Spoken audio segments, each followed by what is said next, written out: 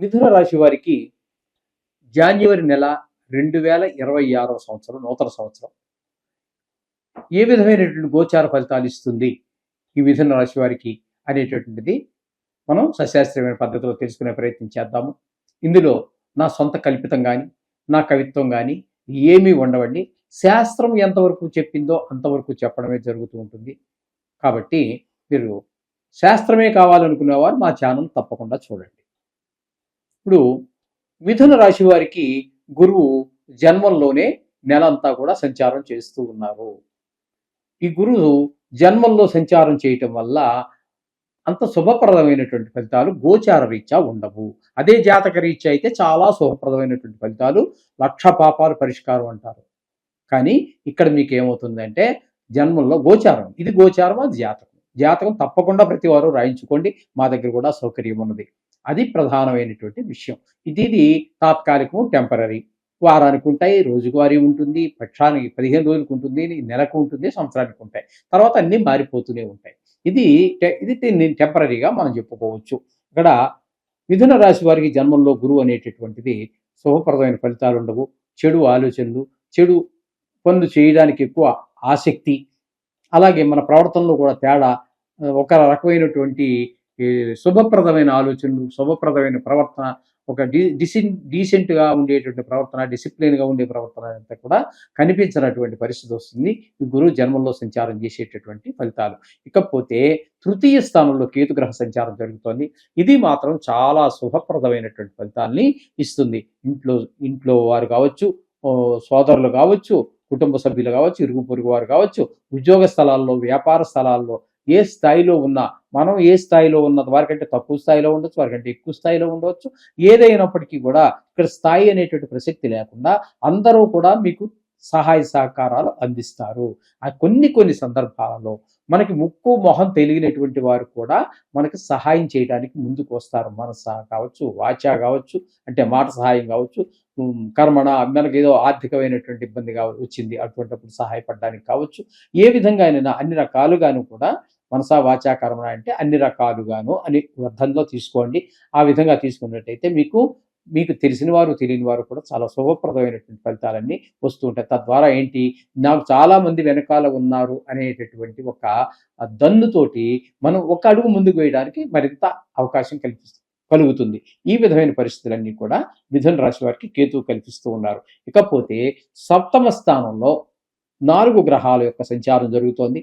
అవే 4 గ్రహాలు మరలా అష్టమ స్థానంలో కూడా సంక్రమణం చెంది ఈ 4 గ్రహాలే అన్ని అష్టమ స్థానంలో కూడా సంచారం చేస్తూ ఉన్నాయి. ఇక్కడ మొదటగా శుక్రుడిని చెప్పుకుందాం.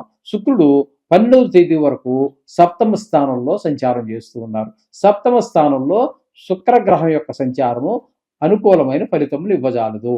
భార్యాభర్తల మధ్యన, లేదా జాయింట్ వ్యాపారం చేసేవారి మధ్యన కొన్ని ఇబ్బందులు తప్పకుండా ఎదుర్కోవలసి ఉంటుంది. అలాగే రవి యొక్క సంచారం కూడా మీరు 14వ తారీఖు వరకు మీకు ధనుసు రాశిలోను, సప్తమ స్థానం అయినటువంటి ధనురాశిలోను, తదుపరి అష్టమ స్థానం అయినటువంటి మకరంలో ఒక మిగతా నెల ఆఖరి వరకు అక్కడ సంచారం చేస్తూ ఉన్నారు. ఇక్కడ రవి యొక్క సంచారము, దీన్ని మకర సంక్రమణం అంటారు. ఆ 14వ తారీఖునే మనకి భోగి పండుగ వస్తూ ఉంటుంది. ప్రతి సంవత్సరము కూడా జనవరి 14, 13లోనే వస్తూ ఉంటుంది. ఇక్కడ మనకి సప్తమ స్థానంలో ఉన్నప్పుడు ఆయన కూడా అలాగే భార్యాభర్తల మధ్యన జాయింట్ వ్యాపారం, 2-3 కలిసి చేసేటటువంటి వ్యాపారస్తుల మధ్యన అభిప్రాయ భేదాలు తప్పకుండా ఏర్పడతాయి. ఆ ఏకాభిప్రాయం ఏర్పడడం ద్వారా మనకి ఒక వ్యాపారంలో ముందుకు అడుగు పడేటువంటి పరిస్థితి ఉండదు. అలాగే కుటుంబంలో భార్యాభర్తల మధ్యన కూడా అన్యోన్యత లేకపోతే ఆహ్లాదం ఉండదు. ఒక రకమైన చికాకు వాతావరణం అంతా కనిపిస్తూ ఉంటుంది. అలాగే అష్టమ స్థానంలోకి ప్రవేశించిన తర్వాత ఆ రవి అక్కడ కొన్ని దుఃఖభాజనమైనటువంటి ఈ వార్తలు వినటము, అలాగే ఎవరో దూర బంధువులో, మిత్రుల్లో, మనకు కావలసిన వారో, మనకి జీవితంలో మనకి ఎప్పుడో సహాయపడిన వాళ్ళు, అటువంటి వారు ఎవరో కాస్త ఆపదలో ఉన్నారనో, చనిపోయారనో, ఏదో పెద్ద ఆపద కలిగిందనో, ఇటువంటి వేవతో దుఃఖవార్త వినవలసి వస్తూ ఉంటుంది. కొన్ని సందర్భాలలో ధన నష్టం జరుగుతూ ఉంటుంది, కలహాలు జరుగుతూ ఉంటాయి, పరాభవాలు, అవమానాలు కూడా జరుగుతూ ఉంటాయి రవి యొక్క అష్టమ స్థాన సంచారం వలన. అలాగే కుజుని యొక్క సంచారం మనం తీసుకున్నట్టయితే ఆయన కూడా సప్తమ స్థానం అయినటువంటి ధనస్సులో ఒక 15 రోజులు, అష్టమ స్థానం అయినటువంటి మకరంలో ఒక 16 రోజుల పాటు సంచారం చేస్తూ ఉన్నారు. అది కూడా ఏ గ్రహమైనా సరే ఒక రాశి నుంచి మరొక రాశికి జరగడాన్ని సంక్రమణం అంటారు. కానీ మనకి వాడుకలో ముఖ్యంగా మనం చెప్పుకునేది ఏంటంటే రవిని మాత్రమే సంక్రమణంగా చెప్పుకుంటున్నారు. కానీ ఏ గ్రహమైనా సరే, ఉన్న నవగ్రహాలలో ఏ గ్రహమైనా సరే ఒక రాశిని తన ఉండవలసినటువంటి కాలము ఉండి మరొక రాశిలో ప్రవేశించడాన్ని, అంటే వక్రము, అతిచారము, స్తంభన ఇవి పక్కన పెట్టండి. మామూలుగా తను ఉండవలసినంత కాలము ఉండి ఆ తరువాత వేరే ముందు రాశిలోని ప్రవేశించడాన్ని ఇక్కడ సంక్రమణం అని అంటారు. కాబట్టి కొంచెం సంక్రమణం కూడా చెప్పుకోవచ్చు మనం. ఈ 15 రోజుల వరకు ఈయన ధనురాశిలో ఉంటున్నారు. తదుపరి మకర రాశిలో ప్రవేశిస్తూ ఉన్నారు. ఈయన కూడా 8వ స్థానంలో కానీ ఈ 9వ స్థానమైనటువంటి భాగ్యస్థానంలో కానీ శుభ ఫలితములను ఇవ్వజాలరు.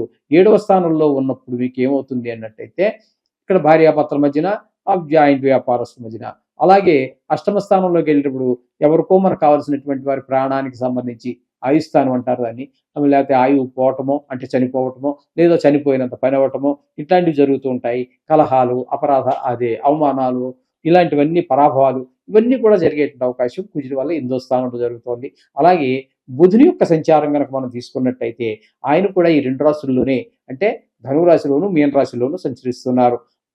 17వ తారీఖు వరకు ధనురాశిలో సంచారం చేసి తదుపరి అష్టమ స్థానమైనటువంటి మకర రాశిలో ప్రవేశిస్తూ ఉన్నారు. ఇది కూడా సంక్రమణంగా చెప్పుకోవచ్చు మనం. అక్కడ 18వ తారీఖు నుంచి చివరి వరకు, నెలాఖరి వరకు ఒక 13 రోజుల పాటు అక్కడ కూడా సంచారం చేస్తున్నారు. ఇక్కడ మన బుధుని యొక్క సంచారం మాత్రం ఇక్కడ మనం మొదట్లోనే చెప్పుకున్నాం కదండి,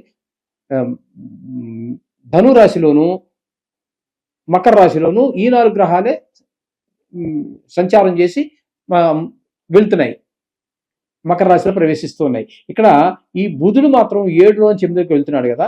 మిగతా 3 గ్రహాలు మనకు అనుకూలమైన ఫలితాలు ఇవ్వకపోయినప్పటికీ బుధుడు మాత్రం 7, 8, 2 స్థానాల్లోనూ కూడా శుభప్రదమైన ఫలితాలు, అంటే భార్యాభర్తల మధ్యన కాస్త కొంత సౌమ్యంగా ఉండేటటువంటి పరిస్థితిని బుధుడు, ఆ ముగ్గురు వ్యతిరేకిస్తూ ఉన్నా గొడవలు రావడానికి కారణమవుతున్నా బుధుడు మాత్రం ఆ గొడవలు రాకుండా కొంతవరకు చల్లార్చే ప్రయత్నంలో బుధ భగవానుడు ఉన్నాడు. అలాగే జాయింట్ వ్యాపారస్తుల మధ్యన కూడా ఒక అన్యోన్యత ఏర్పడే అవకాశం ఉంటుంది. ఇన్ని ప్రయత్నం ఏం చేస్తూ ఉన్నారు. ఇకపోతే మనకి ఈ రాహు 9వ స్థానంలో సంచారం చేస్తూ ఉన్నారు. రాహు 9వ స్థానంలో సంచారం చేయడం శుభప్రదమైన ఫలితాలు ఇవ్వదండి. తండ్రి గారి ఆరోగ్య విషయంలో కావచ్చు, గుళ్ళు గోపురాలు, ఏదో పుణ్యం మూట కట్టుకుని ఏదో వ్రతం చేసుకుందాం అనుకున్నారు, చేసుకోలేకపోవచ్చు. ఏదో హోమం చేసుకోవాలనుకున్నారు, చేసుకోలేకపోవచ్చు. ఇక్కడ ఆటంకాలు కలిగించేటటువంటి దైవభక్తి విషయంలోనూ ఆటంకాలు కలిగిస్తారు. తండ్రి గారి యొక్క ఆరోగ్య విషయంలోనూ వారి ఆశీస్సులు మనకు లభించడంలోనూ కూడా కొంచెం ఆటంకాలు కలిగించే ప్రయత్నం అంతా కూడా ఈయన రాహు చేస్తూ ఉన్నారు ఇక్కడ. ఇక 10వ స్థానంలో శని భగవాన్ యొక్క సంచారం జరుగుతోంది. 10వ స్థానంలో శని భగవాన్ యొక్క సంచారం వృత్తిపరమైన, ఉద్యోగపరమైన ఆటంకాలు కలిగిస్తూ ఉంటారు. ఏదో చిన్న వ్యాపారస్తులు అయితే ఫుడ్ ఇన్స్పెక్టర్ రావటమో, లేకపోతే శాంపిల్ తీసుకుని వెళ్ళటమో, లేకపోతే వ్యాపారం సరిగ్గా నడవకపోవటమో, బాగా పెద్ద పెద్ద లక్షల కోట్ల మీద వ్యాపారం చేసేవారికి అయితే ఇన్కమ్ ట్యాక్స్ వాళ్ళు, ఐడి వాళ్ళు రైడ్ చేయటము, ఇట్లాంటివి అనేక రకాలైనటువంటి ఇబ్బందులు మనకు తెలియదు. మనం ఎందుకంటే మన వృత్తిలో లేం కాబట్టి కొంతవరకే మనకి దాని ఉన్నటువంటి ఇబ్బందులు తెలుస్తాయి. ఇప్పుడు నాలాగే ఒక జ్యోతిష్యుడే ఉన్నాడు అనుకోండి, జ్యోతిష్యుడు కూడా అదే వృత్తిగా చేసి జీవించే వాళ్ళు ఉన్నారు కదండి. వాళ్ళకు కూడా కొంత సరి అయినటువంటి కస్టమర్ మంచిగా ఎక్కువగా రాకపోవటం, తద్వారా ఆదాయం తగ్గడం కూడా జరుగుతూ ఉంటుంది. అది వృత్తిగా స్వీకరించిన వాళ్ళకి మాత్రం తప్పకుండా, అది జ్యోతిష్యుడైనా సరే ఎవరైనా సరే, సాక్షాత్తు భగవంతుడి మానవులుగా పుట్టినా కూడా ఇబ్బందులు, ఆ స్థానంలో ఉన్నటువంటి ఆ గ్రహం కల్పించే ఇబ్బందులు అయితే ఇబ్బందులు, సౌఖ్యాలు అయితే సౌఖ్యాలు అందరికీ వర్తిస్తాయి. ఇందులో ఏ ఒక్కరికి మినహాయింపు ఉండదండి. ఈ విధమైన ఫలితాలన్నీ కూడా మనము మిథున రాశి వారికి చెప్పుకోవలసి ఉన్నది. ఇక్కడ ముఖ్యంగా వీరికి 3లో అందరి యొక్క సహాయ సహకారాలు అందించడానికి కేతువు పూర్తి సహాయ సహకారాలు అందిస్తూ ఉన్నాడు. అలాగే శుక్రుడు కూడా మనకి ఒక పాక్షికంగా చాలా అనుకూలమైనటువంటి ఫలితాలనే ఇస్తూ ఉన్నారు 8వ స్థాన సంచారంలో. అలాగే బుధుడు మాత్రం పూర్తిగా, అలాగే కేతువు బుధుడు పూర్తిగా అనుకూలంగా ఉన్నారు. శుక్రుడు మాత్రం పాక్షికంగా ఉన్నాడు అనుకూలమైన పరిస్థితుల్లో బుధుడు అంచేత ఈ విధమైన, అంటే 2 గ్రహాలు పూర్తిగాను, ఒక గ్రహం పాక్షిగానే ఉన్నది. మిగతా గ్రహాలకన్నిటికీ కూడా మీరు నిత్యము మనం చేసుకునే పూజతో పాటుగా ఏమైనా మరి విశేషంగా ఏమైనా చేసుకోవటం, ఎందుకంటే నెల రోజుల పాటు కాబట్టి ఒక గుడికి వెళ్ళటం, నవగ్రహాల చుట్టూ తిరగటం. కొద్దిగా కాస్త ఇంకొక విషయం ఏంటంటే ఇక్కడ ఈ 31వ తారీఖు జాన్యువరి నెలలో మనకి ఈ శని అనుకూలత లేనటువంటి వారికి, అంటే మీనరాశి వారికి, కుంభరాశి వారికి, అలాగే మేషరాశి వారికి, వీళ్ళు ముగ్గురికి కూడా ఏళ్ళనాటి శని జరుగుతున్నది. అలాగే మనకి ధనురాశి వారికి అర్ధాష్టమ శని జరుగుతున్నది. అలాగే మనం తీసుకున్నట్టయితే ఇక్కడ సింహరాశి వారికి అష్టమ శని జరుగుతోంది. కాబట్టి వీరు ఆ 31వ తారీఖు జనవరి నెలలో వచ్చేటటువంటి ఈ శని త్రయోదశి రోజున మీరు నువ్వులు దానం ఇచ్చుకోవటం కానీ, తైలాభిషేకం కానీ చేయించుకోవటం కానీ చేయించినట్టయితే మీరు ఈ శని బాధ నుంచి చాలా త్వరగా విముక్తి పొందుతారనడంలో సందేహమే లేదు. కాబట్టి ఇది మాత్రం అందరూ గుర్తుపెట్టుకోండి. ఈ శని త్రయోదశి 31వ తారీఖు. ఈ విధమైన ఫలితాలు చేసుకోండి, శుభాలు పొందండి. శుభం.